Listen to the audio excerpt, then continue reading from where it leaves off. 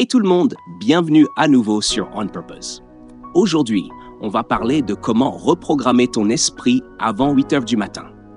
Je veux partager avec toi la routine matinale la plus pratique, basée sur la science que j'ai pu trouver et que j'ai moi-même testée. Voici quelque chose que personne ne te dit à propos de ton matin. Les 60 à 90 premières minutes après que tu ouvres les yeux sont, d'un point de vue neurologique, la fenêtre la plus programmable de toute ta journée. Ton cerveau est littéralement dans un état différent. Il est en train de passer des ondes cérébrales θ et alpha, les mêmes fréquences utilisées en hypnothérapie, vers l'état d'éveil bêta, dans lequel tu passeras le reste de ta journée. Et que faisons-nous la plupart du temps avec cette fenêtre? Nous la donnons. Nous prenons notre téléphone, nous scrollons à travers les priorités de quelqu'un d'autre, la colère de quelqu'un d'autre, la vitrine parfaite de quelqu'un d'autre. Et ensuite, on se demande pourquoi on se sent déjà en retard avant même que la journée ne commence. Aujourd'hui, je veux te partager la routine matinale la plus simple, pratique et réellement réalisable que j'ai trouvée. Une que j'ai testée moi-même. Une routine entièrement basée sur les neurosciences et des recherches validées. Et je te promets, pas de bain glacé à 4 heures du matin. Pas de rituel de 2 heures qui demande une discipline monastique. Juste 6 petites étapes surprenantes, basées sur la science, qui prennent environ 45 minutes au total. Et que tout le monde, même les couches-tard, peut commencer dès demain. Et ce que j'aime dans chacune d'elles, c'est qu'il y a une raison claire pour laquelle ça fonctionne au niveau biologique. Quand tu comprends le mécanisme, tu ne dépends plus de la motivation.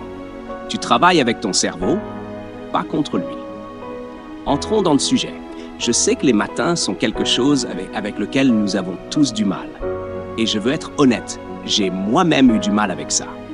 Ce n'est pas facile pour moi de me réveiller tôt et plein d'énergie. Parfois, j'ai envie de rester au lit. Parfois, j'ai envie de scroller aussi, et ça m'arrive de le faire. Donc j'ai vraiment travaillé dur pour développer certaines de ces habitudes qui ont changé ma façon de me sentir. Je veux que tu traverses ta journée en te sentant prêt, énergisé et préparé. Et j'ai remarqué que certaines choses que nous faisons nous amènent en réalité à ressentir l'inverse. Alors, commençons par la chose la plus controversée que je vais dire aujourd'hui. Appuyer sur le bouton snooze est l'une des pires choses que tu peux faire pour ton cerveau le matin. Voici pourquoi.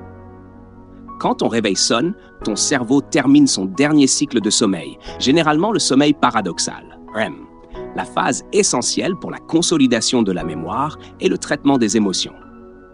Quand tu appuies sur snooze et que tu te rendors pour 9 minutes de plus ou plusieurs fois, ton cerveau commence un nouveau cycle de sommeil qu'il ne peut pas terminer.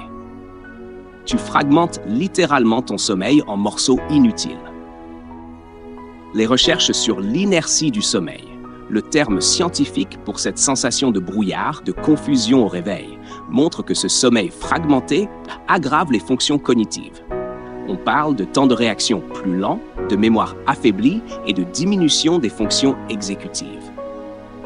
Tu ne te reposes pas pendant ces minutes supplémentaires. Tu crées de la confusion neurologique. Ton horloge interne, contrôlée par une petite région du cerveau, reçoit des signaux contradictoires et cette sensation de fatigue peut durer des heures. Alors que faire à la place? Je vais te partager quelque chose d'un peu étrange, mais je veux que tu l'essayes. Ça s'appelle « Le futur toi t'appelle ». Je n'ai jamais vraiment aimé le mot « alarme » parce qu'on pense à une alarme incendie, un danger. Mais imagine que tu te réveilles avec ton futur toi. Avant de dormir, enregistre un message vocal de 10 à 15 secondes en faisant comme si tu étais toi dans 6 mois. Ça peut même être le toi de demain matin. Pas un discours motivant vague. Fais-le spécifique et un peu dramatique. Par exemple, « Hey, c'est toi. Je suis littéralement dans la cuisine de la vie que tu voulais. N'appuie pas sur snooze. Aujourd'hui est l'un des jours qui m'a amené ici. Et au fait, tu détestes toujours les matins précipités, non? Mets cet enregistrement comme réveil. Et voici pourquoi ça fonctionne. Ton cerveau ne s'attend pas à entendre ta propre voix. Ça casse le pilote automatique. Ton futur crée de la curiosité au lieu du stress. Ça transforme le réveil en voyage dans le temps, pas en obligation. Tu peux même laisser ton téléphone loin de ton lit et ne t'autoriser à entendre la fin du message qu'en te levant pour aller le chercher. Ce qui est fascinant ici, c'est que tu trompes complètement ton cerveau. D'habitude, on pense qu'on doit se forcer à sortir du lit, qu'on doit trouver de l'énergie. Mais quand tu entends ta propre voix te dire que ça vaut la peine de te lever maintenant, quelque chose change. Parce qu'il y a une voix dans ta tête qui te dit « reste au lit, reste au lit ». Et souvent, on n'est pas assez fort pour lutter contre elle mentalement. C'est pour ça que le réveil le fait à ta place. Avoir un réveil avec ta propre voix qui te rappelle pourquoi tu veux te lever, la journée incroyable que tu veux vivre, la vie que tu veux construire, ça te permet d'extérioriser cette voix puissante, cette voix motivée, cette voix consciente avant que ton subconscient ne prenne le dessus. Parce que le subconscient, lui, te dit simplement « reste au lit, appuie sur snooze, dors encore un peu ». Ça n'a pas d'importance. Cela ne fera aucune différence. Et ton esprit conscient, à ce moment-là, est désactivé. Il n'a pas la capacité de résister. Alors, utilise ton esprit conscient pour créer une alarme consciente. Je veux aussi que tu envisages sérieusement de placer ton réveil à l'autre bout de la pièce si nécessaire. Le simple fait de te lever physiquement déclenche une modification de la pression sanguine qui signale l'éveil à ton cerveau. Mais l'alarme vocale est essentielle. C'est une micro-décision qui devient une macro-habitude. Maintenant, tu veux de la lumière du soleil dans tes yeux, la drogue gratuite. Cela pourrait être la chose la plus impactante de toute la liste. Et cela ne te coûte absolument rien. Dans les 30 à 60 premières minutes après ton réveil, sors dehors et expose tes yeux à la lumière naturelle pendant 10 à 20 minutes. Je sais que cela peut sembler long. Tu peux prendre ton café du matin, faire un petit exercice dehors, marcher ou même passer un appel téléphonique. Idéalement, pas derrière une fenêtre, pas avec des lunettes de soleil, mais dehors avec la lumière qui atteint directement tes rétines. Voici la science, et elle est fascinante. Tes yeux contiennent des cellules spécialisées, appelées cellules ganglionnaires rétiniennes intrinsèquement photosensibles, qui n'ont presque rien à voir avec la vision. Leur rôle est de détecter la lumière ambiante et d'envoyer des signaux de synchronisation directement à la partie du cerveau qui agit comme horloge interne. Ce signal déclenche plusieurs choses en même temps. D'abord, il provoque une montée saine de cortisol. Avant de paniquer, le cortisol a mauvaise réputation comme hormone du stress. Mais la réponse naturelle du matin n'est pas la même chose que le stress chronique. Les recherches montrent que ce pic naturel, qui atteint son maximum environ 30 à 45 minutes après le réveil, favorise la vigilance, soutient le système immunitaire et établit la base émotionnelle de toute ta journée. Environ 77% des personnes en bonne santé expérimentent cette réponse, et l'exposition à la lumière l'amplifie dans le bon sens. Ensuite, ce même signal lumineux indique à ta glande pinéale de commencer le compte à rebours de 14 heures vers la production de mélatonine. Cela signifie que la lumière du matin ne t'aide pas seulement à te réveiller, elle programme aussi un meilleur sommeil pour ce soir. C'est un investissement de 24 heures déguisé en marche de 15 minutes. Troisièmement, et cela m'a surpris, des recherches sur des employés de bureau ont montré que ceux qui recevaient plus de lumière intense avant midi obtenaient de meilleurs résultats aux tests cognitifs après seulement 5 jours. Et d'autres études ont montré que les personnes exposées à la lumière plus tôt dans la journée avaient un poids corporel plus faible que celles exposées plus tard. Voici donc l'étape pratique. Marche dehors pendant 10 à 20 minutes après ton réveil. Combine cela avec ton café, la promenade de ton chien ou simplement le fait de rester sur ton balcon. Même par temps nuageux, tu reçois beaucoup plus de lumière que n'importe quel éclairage intérieur. Si tu te réveilles dans l'obscurité totale, utilise une lampe de luminothérapie de 10 000 lux à hauteur des yeux pendant 20 à 30 minutes. Et évite les lunettes de soleil pendant cette fenêtre. Les lunettes normales et les lentilles sont acceptables, mais tes yeux ont besoin de toute la lumière. Évidemment, ne fixe pas directement le soleil. L'exposition à la lumière est énorme. Elle t'aide à mieux dormir, à mieux te réveiller et à avoir plus d'énergie. Et même si tu ne peux commencer que par 1 ou 2 minutes, cela fera déjà une grande différence dans ta vie. Passons à l'étape suivante, le choc froid de 90 secondes. Je t'ai promis pas de bain glacé à 4 heures du matin, mais reste avec moi. Je ne vais pas te dire de faire un bain de glace de 20 minutes. Je vais te proposer quelque chose de beaucoup plus simple et plus intéressant d'un point de vue neuroscientifique. À la fin de ta douche normale, passe l'eau froide pendant 60 à 90 secondes. C'est tout. Voici ce qui se passe dans ton corps pendant ce temps. L'eau froide active ton système nerveux sympathique, la réponse de combat ou de fuite, ce qui déclenche une libération rapide de noradrénaline et d'adrénaline. Ce sont les neurotransmetteurs responsables de la vigilance, de l'attention et de l'élévation de l'humeur. C'est essentiellement un stimulant naturel. Mais les recherches les plus intéressantes concernent ce qui se passe après l'exposition au froid. Une étude sur l'immersion dans l'eau froide a montré que les niveaux de cortisol et les évaluations d'humeur négative étaient tous deux significativement réduits 3 heures après seulement 15 minutes d'exposition au froid. Donc, le choc initial te réveille. Mais l'effet secondaire est en réalité un état de base plus calme et plus résilient pour le reste de ta matinée. Et voici la découverte vraiment convaincante. Des recherches sur des personnes pratiquant une exposition régulière au froid, 2 à 3 fois par semaine pendant 12 semaines, ont montré que leur réponse de cortisol au froid diminuait considérablement après seulement 4 semaines. Le corps s'adapte. Et surtout, les chercheurs pensent que cette adaptation se généralise, ce qui signifie que ton corps devient aussi plus efficace pour gérer le cortisol face à d'autres formes de stress, le stress professionnel, relationnel ou le chaos quotidien de la vie. Tu entraînes littéralement ton système nerveux à être moins réactif. Il y a aussi un aspect neurologique fascinant. Ta peau possède une densité de récepteurs au froid beaucoup plus élevée que de récepteurs au chaud, surtout sur le visage.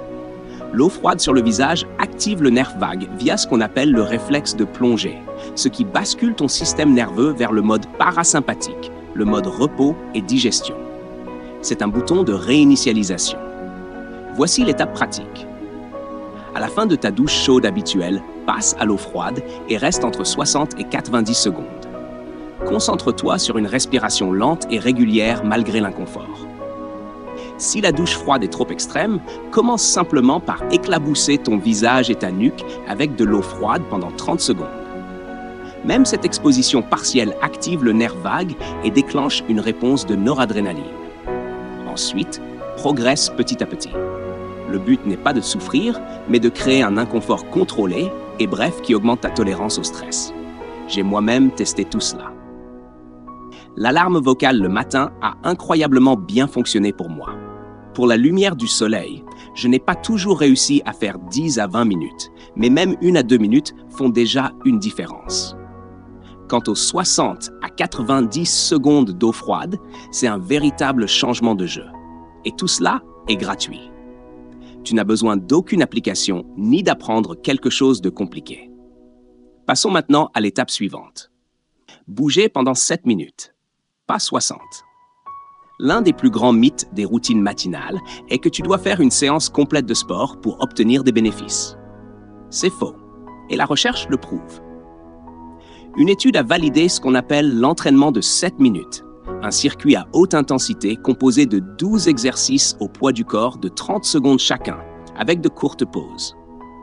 Les résultats ont montré que cette courte activité suffit à produire des bénéfices cardiovasculaires et métaboliques significatifs, comparables à des séances beaucoup plus longues. Mais voici ce qui est essentiel pour ton cerveau. Quand tu bouges le matin, tu ne fais pas que brûler des calories. Tu fais 4 choses importantes. Tu augmentes le flux sanguin vers le cortex préfrontal, responsable de la prise de décision, de la planification et du contrôle des impulsions. C'est la partie du cerveau la plus lente à se réveiller complètement, et le mouvement accélère ce processus. Tu déclenches la libération du facteur neurotrophique dérivé du cerveau, une sorte d'engrais pour tes neurones. Il favorise la création de nouvelles connexions neuronales et renforce celles existantes. C'est essentiel pour l'apprentissage, la mémoire et la flexibilité cognitive. Tu inondes ton cerveau d'endorphine, de sérotonine et de dopamine, les 3 neurotransmetteurs clés de la régulation de l'humeur. Cela améliore directement ta concentration, ta motivation et ta stabilité émotionnelle pendant des heures. Enfin, le mouvement physique, surtout à l'extérieur, crée un état appelé flux optique. Lorsque tu marches ou cours et que le paysage défile, cela réduit l'activité de l'amygdale, le centre de détection du danger. C'est une des raisons pour lesquelles marcher est apaisant. Voici l'étape pratique. Fais 7 minutes d'exercice au poids du corps. Pompe, squat, fente, jumping jack, tout ce qui élève ton rythme cardiaque. Si tu veux une structure, cherche l'entraînement scientifique de 7 minutes. S'il te semble trop difficile, commence avec 3 minutes. Tu peux le faire en pyjama. L'objectif n'est pas la performance, mais d'envoyer un signal à ton cerveau que la journée commence. On se met souvent trop de pression pour faire une séance complète. Mais commencer petit te donne l'énergie d'en faire plus ensuite. Passons maintenant à l'étape suivante, l'écriture. C'est celle qui a le plus changé ma vie. Beaucoup de gens sous-estiment le journaling, mais pas comme tu le penses. Il ne s'agit pas de tenir un journal intime, ni d'écrire des pages entières chaque matin. Il s'agit d'une pratique structurée de 5 à 10 minutes, soutenue par des décennies de recherche. Les travaux du psychologue James Pennebaker ont montré que le fait d'écrire sur ses pensées et ses émotions, surtout stressantes, améliore la santé mentale et physique. Cela peut réduire la pression sanguine, améliorer le système immunitaire et diminuer les visites chez le médecin. Des recherches en neurosciences montrent que l'écriture active le cortex préfrontal tout en réduisant l'activité de l'amygdale. Cela permet de transformer des émotions chaotiques en langage structuré et de rééquilibrer le cerveau. Mieux encore, la pratique régulière du journaling peut réduire le cortisol jusqu'à 23%. Elle améliore aussi la dépression et l'anxiété. Voici l'étape pratique. Chaque matin, écris à la main pendant 5 à 10 minutes. Réponds à 3 questions simples. De quoi suis-je réellement reconnaissant aujourd'hui? Quelle est la chose la plus importante que je dois accomplir aujourd'hui? Quelle pensée ou inquiétude dois-je sortir de ma tête? 3 questions, 5 minutes. Tu libères de l'espace mental et tu prépares ton cerveau à la journée. Enfin, retarde le scroll. Protège ta première heure. Cette dernière étape est peut-être la plus simple à comprendre et la plus difficile à appliquer. Et elle est aussi probablement la plus importante. Ne consulte pas ton téléphone. Pas d'email, pas de réseaux sociaux, pas d'actualité pendant les 60 premières minutes après ton réveil. Voici pourquoi c'est si important d'un point de vue neuroscientifique. Souviens-toi que ton cerveau est dans un état hautement programmable durant la première heure après le réveil. La transition du sommeil à l'éveil complet implique le passage des ondes cérébrales θ et α vers les ondes β. Pendant cette transition, ton cerveau est extrêmement réceptif aux stimuli externes. Il construit le cadre émotionnel et cognitif de toute ta journée. Lorsque tu vérifies immédiatement ton téléphone, tu fais quelque chose de très spécifique à ta neurochimie. Chaque notification, chaque email, chaque publication sur les réseaux sociaux déclenche de petites doses de dopamine, le neurotransmetteur associé à la recherche de récompense. Mais ce n'est pas la dopamine satisfaite et apaisée de l'accomplissement. C'est la dopamine agitée, avide de nouveautés. Tu entraînes ton cerveau, dans sa phase la plus influençable, à être réactif plutôt qu'intentionnel. Des recherches ont montré que consulter ses emails et ses réseaux sociaux dès le matin augmente le stress et fragmente l'attention, réduisant ta capacité à entrer dans un travail profond et concentré plus tard. Tu laisses en réalité les priorités des autres, leurs emails, leurs publications, leurs actualités, définir le ton émotionnel de ta journée avant même d'avoir défini le tien. Il y a aussi un effet cumulatif. Le neuroscientifique Andrew Huberman parle largement de l'importance de rester dans ton propre cadre mental pendant les premières heures de la journée. Quand tu prends ton téléphone, tu sors de ton cadre pour entrer dans celui des autres. Le coût cognitif pour revenir est réel. On appelle cela le résidu attentionnel. Et les recherches montrent qu'il peut nuire à ta concentration sur la tâche suivante, même après avoir posé le téléphone. Il existe aussi un autre bénéfice moins connu à retarder la caféine, qui s'aligne bien avec cette étape. Si tu bois du café trop tôt, tu perturbes le processus naturel d'éveil de ton corps et tu risques davantage de subir une chute d'énergie plus tard. Retarder ta première tasse de 60 à 90 minutes permet à la caféine d'agir au moment où ton corps en a réellement besoin, avec un effet plus durable et sans chute brutale. Voici l'étape pratique. Mets ton téléphone dans une autre pièce avant de dormir, ou au minimum, garde-le face contre table avec les notifications coupées jusqu'à ce que tu aies terminé les étapes précédentes. Utilise un réveil classique au lieu de ton téléphone. Si c'est difficile au début, commence par retarder l'utilisation de ton téléphone de 10 minutes, puis 20, puis 30 et progresse. Remplace le scrolling par ta marche au soleil, ton mouvement, ton écriture. Remplis cet espace avec de l'intention plutôt que de la réaction. Et si tu bois du café, essaie d'attendre 60 à 90 minutes après ton réveil avant ta première tasse. Ton toi de l'après-midi te remerciera. Merci beaucoup d'avoir écouté. Je sais que tu ne pourras peut-être pas appliquer ces 6 étapes dès demain. Choisis-en une qui fera une différence, puis ajoute-en une autre chaque semaine, une fois que tu es à l'aise. J'espère que cela transformera tes matins. J'espère que cela t'aidera à reprendre le contrôle de ton temps et de ton énergie. Et j'ai hâte de voir ce que tu vas créer avec cette nouvelle résilience. Merci de ton écoute. À très bientôt. Merci beaucoup d'avoir écouté cette conversation. Si tu l'as apprécié, tu vas adorer mon échange avec Adam Grant sur pourquoi l'inconfort est la clé de la croissance et les stratégies pour libérer ton potentiel caché. Si tu veux devenir plus et accomplir davantage cette année, va le découvrir maintenant. Tu te fixes un objectif aujourd'hui, tu l'atteins dans 6 mois, et au moment où cela arrive, c'est presque un soulagement.